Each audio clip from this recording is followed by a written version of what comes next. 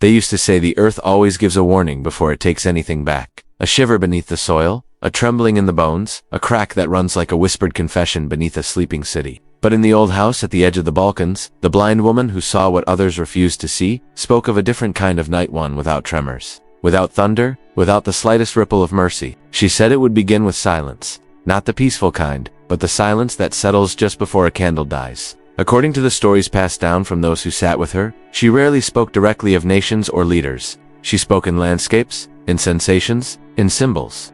But that night, if night is even the right word, she lifted her head and said, "A flag will disappear. Not by conquest, not by war, but because the earth will no longer hold it." Those listening thought she was describing a metaphor, some poetic lament about political collapse or cultural fading, yet the way she said "no longer hold" carried a weight beyond ordinary speech. It was as if she were recounting something already seen, already etched into the fabric of time, waiting for its hour to come. For decades, this fragment lay forgotten among the hundreds of visions attributed to her. But every now and then, someone would find it again, a line, a whisper, and wonder why she described the disappearance not as a long erosion, but as an erasure so abrupt that dawn would rise over a hole in the world. She spoke of a land where water climbs upward from the belly of the earth, of a place whose mouth feeds ships, and of a night when the map itself would feel wrong beneath the fingertips. If the earth gives warnings, she said, this place will not hear them, because laughter will be louder than the trembling beneath their feet. Those who documented her words tried to understand the imagery. Water rising from the ground, land swallowing its people, a city that vanishes without the cry of a single soldier, nothing matched at the time. No nation simply disappears. Borders shift, empires fall, regimes crumble, but land remains. Stones stay where they are laid. Yet she insisted that this disappearance was not a metaphor. It was a transformation too sudden for politics and too precise for war. As the decades passed, the world continued on its familiar path. People built towers on sinking mud, highways over buried rivers, and coastal kingdoms atop sand that remembered what it once was. Offshore fault lines, held in tension like old scars, remained unnervingly quiet. And above all of it, the old prophecy slept half warning, half redolent, till the ground itself began its slow exhale. When you hear her words now, spoken in that grainy archival whisper, a different tone emerges. Not a prediction of punishment, but an observation, like someone describing an event from a distant vantage point. She spoke of the night as though she had stood within it. No rumbling, she said, no skyfire, only silence. And then gone. The way she recounted the sequence has haunted researchers for years. The silence is always mentioned first, then the stillness of the air, then the vanishing. It is the stillness that lingers, the suggestion that the atmosphere itself would hold its breath. Scientists often describe major geological collapses in terms of pressure release, mechanical failure, hydrological shifts. But Vanga's language is older, more primal. She describes the earth not breaking, but closing its mouth, as if what disappears is swallowed, not destroyed. For storytellers and historians, her imagery is compelling. But for those who study modern coastlines, Japan's leaning districts, Indonesia's drowning neighborhoods, Louisiana's sinking bayous, the prophecy feels less poetic and more like a riddle whose answer is beginning to reveal itself. They speak now, quietly, reluctantly, of places where the ground is softening from beneath, where water pushes upward instead of falling downward, where entire districts tilt by centimeters, then by inches, then by more. And so the question emerges again, not from mystics but from observers. What did she see? Not the name of a nation that she never gave, but the feeling of a world looking at the map and realizing the edges do not match anymore. She described children pointing to an empty blue patch where land once was, asking their parents what used to be there. She described cartographers uncertain whether to keep drawing a border that no longer holds meaning. She described survivors with clothes still wet with the sea, wondering where they belong, if their homeland has no soil left to return to. In her own way, she painted the emotional landscape of collapse long before science began speaking of liquefaction, subsidence, and cascading failures. Long before satellites saw coastlines darkening under strange heat signatures. Long before fishermen reported currents that pulled in directions no tide chart could explain. Long before governments whispered about evacuation plans they hoped they would never need. But this first section is not about the science that will follow, nor the geopolitics, nor the karmic ledger she hinted at. It is about the moment before the world understands, when the flag still flies, when the city lights still glow, when families eat dinner unaware that they are living inside a countdown. That moment when the earth has already made its decision, but humanity has not yet heard it. If you close your eyes and follow her voice, not the interpretations, not the books written long after her passing, but the fragments spoken in small rooms, you can feel the atmosphere she described. A quiet night, a familiar horizon, a coast that seems stable because it has always been there. And beneath it, a tension building grain by grain, water inching upward through unseen layers, foundations humming with the soft fatigue of too many years holding too much weight. She said the signs would be missed because they are not dramatic. A slight tilt, a strange vibration, an unexpected tide. A tree that leans just a little more each season. People notice, but they explain it away. Life moves on, cities glow, ports ring with engines and metal. But the earth, patient and ancient, keeps its own clock. And when the hour strikes, she said, it will not announce itself. The night will simply hold its breath, and one part of the world will not return that breath. In the end, whether the prophecy is literal or metaphorical is not the question she wanted us to ask. Her warning was not about fear, but about attention. Only the blind fear the shadow, she once said. The sighted understand it is cast by light. What she offered was not dread, but sight, the chance to look at the world before it changes and see what has always been hidden beneath it. This is where our journey begins, with a flag that has not yet faded, a nation that has not yet fallen, and a prophecy that has begun to feel less like mystery and more like remembrance waiting to happen. She spoke of water in a way that puzzled even those closest to her. Not as a flood descending from the heavens, not as storms or deluges, but as water that rises quietly and insistently from the hidden chambers of the earth itself. It comes from below, she murmured, from the places we never look. At the time, her words seemed like another of her riddles. How could water claw its way upward? How could a nation be undone, not by waves crashing from without, but by a seepage, a swelling, a softening that begins where human eyes rarely search?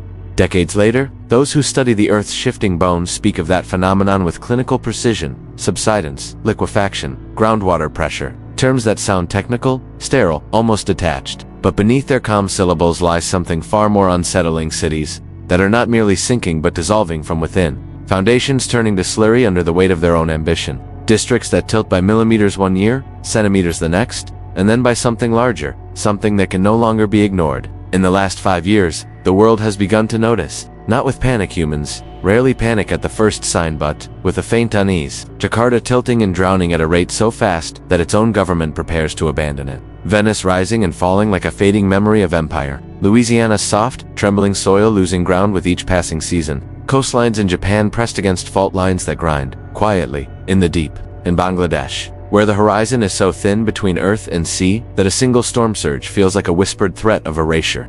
These are the places where water comes from the ground, not from rain, but from the weight of entire civilizations pressing down on ancient layers of clay and sand until the earth exhales upward. It is here, on these fragile borders between land and sea, that Baba Vanga's imagery begins to echo not as mythology, but as recognition. She spoke of aquifers swelling, of throats beneath the cities filling with water and sand, waiting for the moment when pressure and gravity reconcile. What she described in metaphors now unfolds in satellite footage, in measurements recorded discreetly in government archives, in reports that rarely make the news but circulate among those who understand how precarious the ground has become. Yet the prophecy did not point to slow collapse. It did not describe decades of decay or gradual sinking. She spoke of a night, a single night, a quiet, unremarkable night that ends with the map being wrong. For that to happen, it cannot be the usual erosion or the steady encroachment of sea level rise. It must be something sudden, something akin to the geological phenomenon now whispered about in scientific circles. Cascading failure, a collapse that begins invisibly, triggered by a shift deep under the surface, and then races upward with a force that reshapes the land in minutes.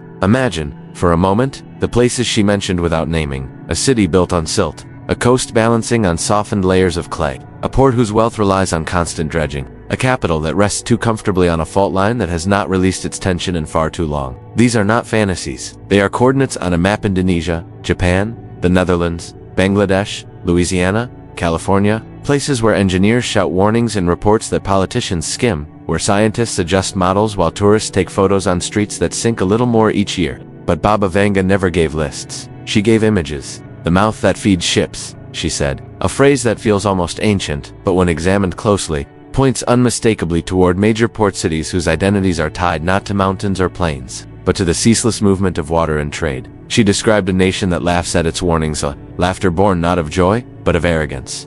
They hear the tremor, she said, but they do not hear it within. And when asked if this nation would be warned, she replied, only in signs. But signs are fragile things. The world is full of such fragile signs. In Turkey's southern coast, recent data shows the quiet grinding of fault lines long overdue for release. In the Caspian region, heat signatures beneath the sea hint at pressures shifting in ways that don't match previous models. Along the Pacific Northwest, tremor bursts flicker like the murmurs of something waking up. In Italy, entire towns lean imperceptibly year after year, the earth beneath them sighing under centuries of built weight. And yet, life continues. Lights shine, markets open, ships pass through their mouths without pause, Even when ground surveys discover pockets of hollow earth, even when water wells surge unexpectedly, even when the land slouches in ways it shouldn't, the world returns to its rhythm. Humans have always lived with danger by pretending it isn't there. Perhaps that is why the prophecy feels so unnerving. No, not because we know which nation she saw, but because the pattern she described has begun weaving itself around multiple coastlines, as though the world is narrowing toward a single point, a single place where the conditions align, water rising unseen, soil weakening, pressure building, arrogance growing louder than the earth's quiet warnings. Some researchers in the prophecy community whisper about Turkey, others point toward Indonesia, with its shifting capital and sinking megacities. A few raise the possibility of a European nation whose existence depends on engineered levees and pumps, humming day and night, to keep the ocean from reclaiming its ancestral ground. And then there are those who speak of the United States, not the whole country, but certain regions where groundwater extraction, subsidence, and tectonic tension intersect in ways no one fully understands. But the prophecy's power is not in guessing the name. It lies in understanding the pattern, that the disappearance is not random, not vengeful, but the inevitable meeting point of pressure, water, and human indifference. Her words were not designed to frighten, but to illuminate a truth we prefer not to face. The land beneath our feet is not still,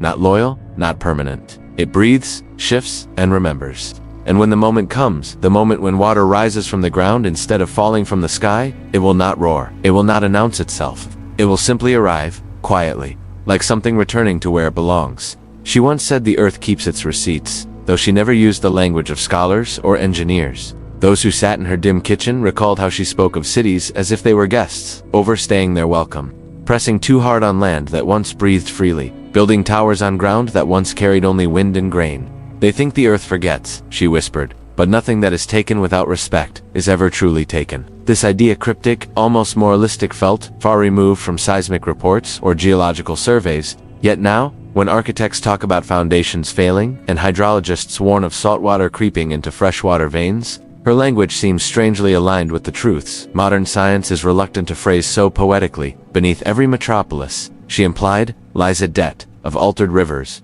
of drained marshes, of forests flattened, of wetlands converted into ports and highways. And debts, whether spiritual or geological, demand repayment. Look to any great coastal city today, and you will find signs of that slow accumulation.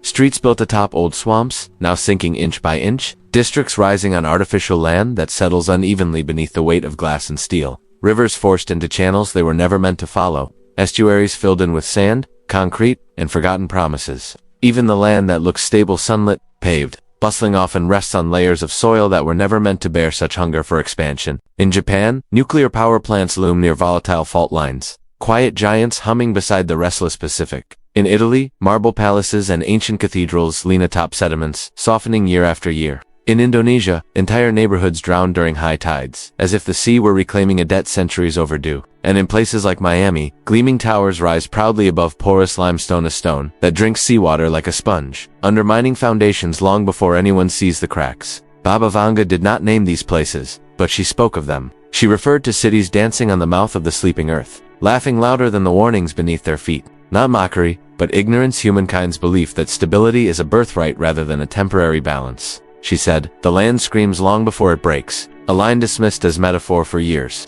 Yet if you listen closely to the world today, the tremors in Alaska too deep to classify, the soft collapses in Mexico City, the strange buckling of pavements in coastal Louisiana, you might wonder whether those screams are already sounding, only drowned out by the noise of our own making. This is the part of the prophecy people find hardest to confront, that the vanishing is not a divine strike or random catastrophe, but the final beat on a string of choices made over generations. Drained marshlands feel nothing at first. Redirected rivers complain only in whispers. Sea walls provide comfort while quietly increasing pressure beneath. But one day, enough weight accumulates, enough soil erodes, enough water surges from below, and the earth balances its own ledger. And yet, she did not blame humanity, she observed it. She spoke of burdens built without understanding, of people who forgot the language of the soil. Her tone was not accusatory but mournful, as though describing a tragedy that had been unfolding in plain sight for centuries. The debt beneath our cities is not a punishment, it is a consequence. No one intends to build on unstable ground, nor to hollow the earth until it collapses. But intentions matter little when pressure and time join hands. Consider the places we have reshaped. The Netherlands, a nation held aloft by engineering brilliance. Its very existence a triumph against the sea. But each triumph demands vigilance, and vigilance breeds complacency. The sea waits. Bangladesh, resting on the deltas of rivers that shift like breathing creatures.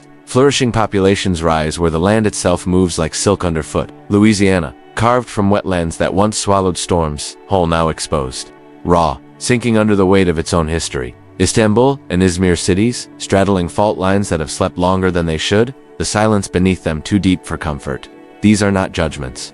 They are patterns. Patterns she sensed instinctively, though she lacked the vocabulary of modern science. She spoke instead of lands built on stolen breath, of nations that altered their boundaries. Not through war but through construction, dredging, reclaiming, redirecting. She believed that each alteration echoed back someday, that the coastline, sacred and ancient, remembers where it once stood. And when she spoke of the nation that vanishes, she described not anger but imbalance, a place where natural and human pressures collide. She mentioned the ground eating its people, which geologists now compare to the process of liquefaction, when soil saturated with water loses its strength and becomes fluid, unable to hold buildings, roads, or the weight of life upon it.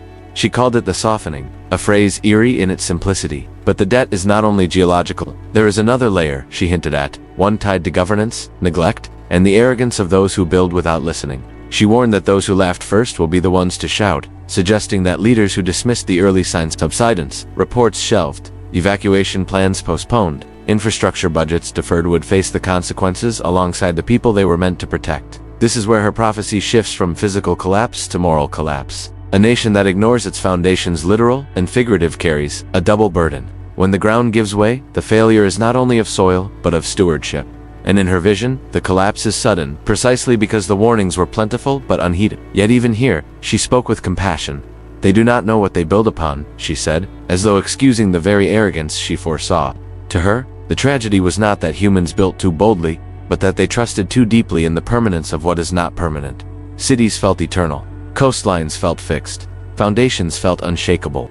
She understood our illusion of stability, even as she saw the fracture waiting beneath it. And this brings us to the heart of her warning, that a nation's downfall may not begin with a quake, a storm, or an eruption, but with the accumulation of forgotten choices. That the disappearance she foresaw is not born in a single moment of violence, but in years of quiet imbalance. A fate built grain by grain, layer by layer, until the day the earth decides the debt has come due. She never described the moment of disappearance in detail. Not the mechanics, not the sound, not the visual spectacle one might expect from a nation sinking into the sea. Instead, she focused on what comes next, on the quiet, disorienting aftermath when a place that had always existed simply no longer does.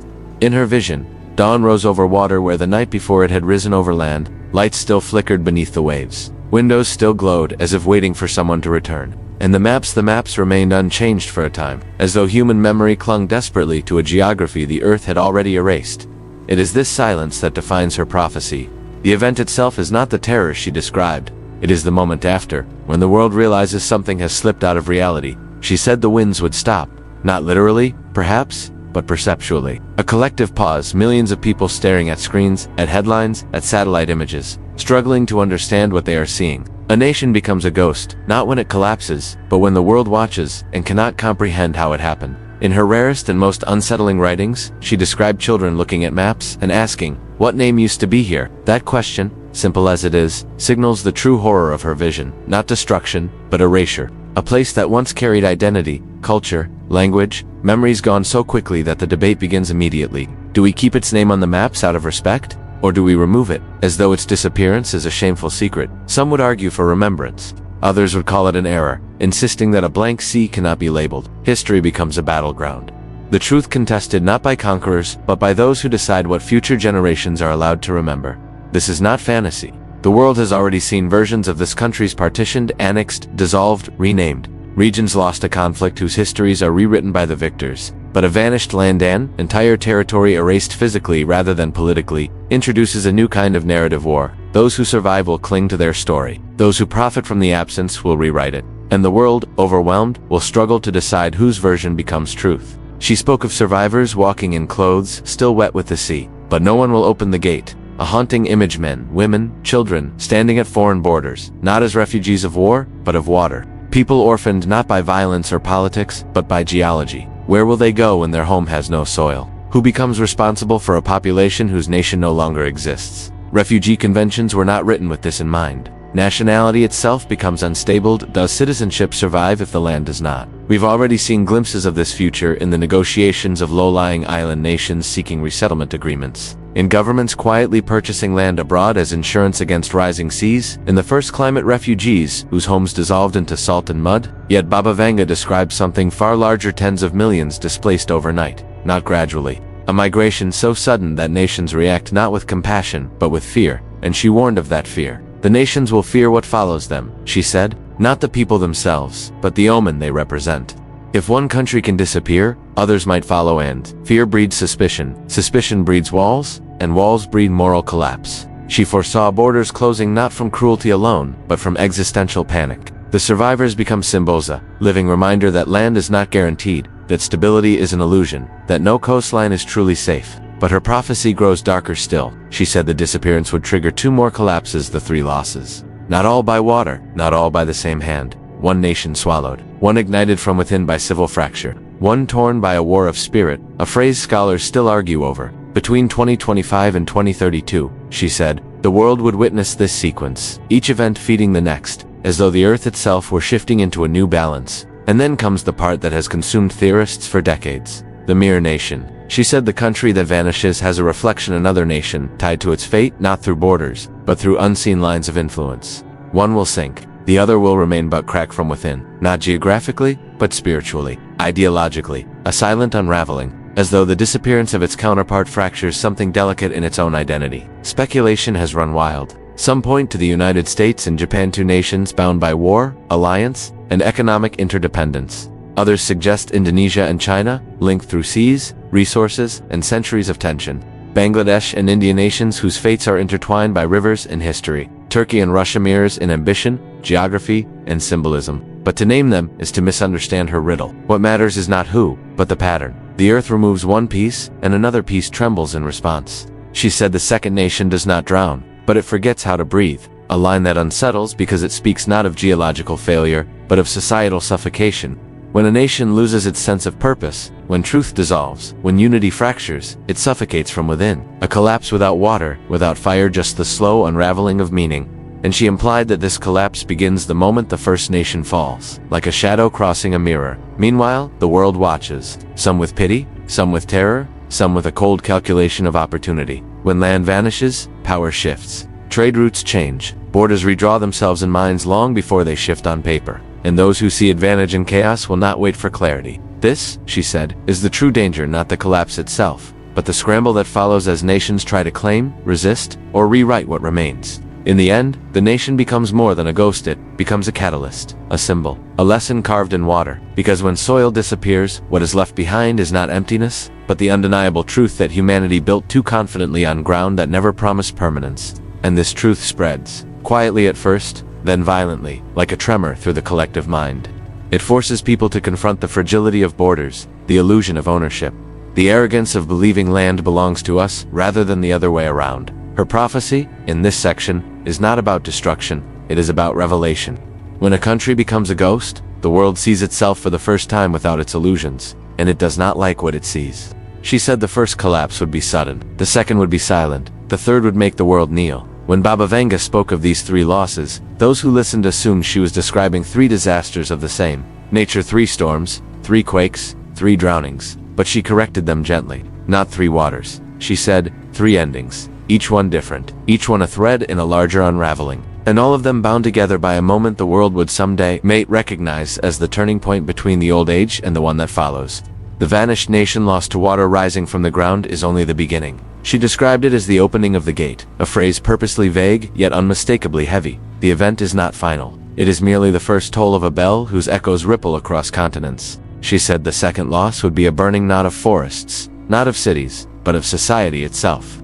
A place that fractures from the inside, where people turn against one another, where truth becomes so tangled that even the honest grow suspicious and the guilty go unnoticed. A fire with no flame, she called it, civil collapse, moral collapse, a nation that devours its own unity in the dark. The third loss spoken in whispers, in fragments, the one that scholars fear to interpret. The world will kneel, she said, not from worship, from realization. A collapse not of land or society, but of something more fundamental. The illusion that humanity commands its destiny without consequence.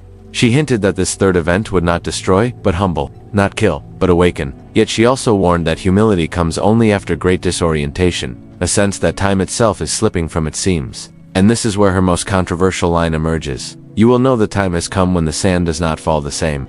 For years, interpreters puzzled over that phrase, imagining clocks breaking, seasons shifting, or strange astronomical signs. But psychologists today speak of something eerily similar: time compression during trauma. When a catastrophe strikes on a scale the mind cannot process, hours blur into moments, and days lose their shape. In this sense, she may have been describing not the bending of time itself, but the bending of human perception in the wake of the impossible. Her visions then return to the vanishing nation, the image that anchors all others. She said that once the land is swallowed, the survivors will carry with them something the world urgently needs: a different way of seeing the earth. People who have lost everything to water will understand instinctively what the rest of the world has forgotten. That the ground is alive. That the sea remembers. That borders are only agreements, not guarantees. That a map is not a promise. They will speak, she said, and some will listen, but not at first. At first, the world will recoil. Nations will hesitate to welcome them, not from cruelty, but from dread. From the fear that what happened once could happen again, and this time to them. The refugees become heralds of a future others do not want to acknowledge. They become the mirror in which every coastline sees its own vulnerability. And yet she insisted they would also become seeds, carriers of a truth that grows slowly but inevitably. These survivors, she believed, would catalyze a shift in global consciousness. Their loss would awaken something ancient in the human spirit. The humility to recognize our place in a world far older and far more powerful than our structures suggest. But before this awakening comes, the fracture, the mirror nation, the one, she said, does not drown, but forgets how to breathe, begins to succumb to its own unraveling, while the world grieves the vanished land. This second nation finds itself pulled into an invisible war. Truth against falsehood, unity against suspicion, spirit against confusion. No enemy invades, no disaster strikes. It breaks along lines no map has drawn, a collapse of meaning, a spiritual suffocation. Some believe she meant a great power, a country whose identity is tightly wound with its global image. Others argue she spoke of a nation defined by its spiritual heritage, now torn by ideological war. But she left no names, only patterns. When the first falls, she said, the reflection cracks. And then comes the part that has haunted every interpreter since. The two roads. When the water closes over the land, she said, the sky will open. Two roads will be seen. One leads back into fire, the other into mist and light. But only the awakened will know which path is which. This, perhaps, is her final instruction, a warning wrapped in a riddle. After the shock, after the mourning, after the fear, humanity stands at a crossroads. The path of fire is the easier one. Blame, division, retaliation, the scramble for resources, the hardening of borders, the belief that survival is achieved through separation. The path of mist and light is harder. Cooperation, humility, a new understanding of responsibility. A recognition that what happens to one coastline happens to all. She never said which road humanity would choose. She only said the choice would come. And now, as coastlines sink grain by grain, as tremors whisper beneath oceans, as strange lights pulse under distant seas, her prophecy feels less like a distant legend and more like a map of the present moment, a soft invitation or a final warning. But even here, in her bleakest imagery, she offered something gentle, something almost kind. She said the earth does not destroy out of wrath. It restores balance. And balance, to her, was not punishment but return. A recalibration of a world pushed too far, too fast, without enough listening. So we end where she began, with silence. Not the silence of doom, but the silence before understanding. A silence that asks, not commands us, to notice what trembles beneath our feet. And as we drift into the final breath of her prophecy, let the tone soften. Let the images blur into something quiet and reflective. Picture the coastline at twilight, the tide brushing against stone with the patience of centuries. Picture the air settling, the world holding itself still, as if waiting, not for collapse, but for clarity. Because prophecy, she insisted, is not prediction, it is potential. And potential is a doorway, one we step through with fear or with wisdom. The vanishing nation does not mark the end of the world, it marks a beginning, a pause. A chance to remember the earth not as a possession, but as a companion. In that soft light, in that quiet imagining, the two roads appear. One glows warm and furious, the other shimmers pale and uncertain. And somewhere, within the trembling balance between them, humanity stands breathing, choosing, awakening. Whatever path we take next, the earth will remember. And, if we listen closely, perhaps this time, we will remember to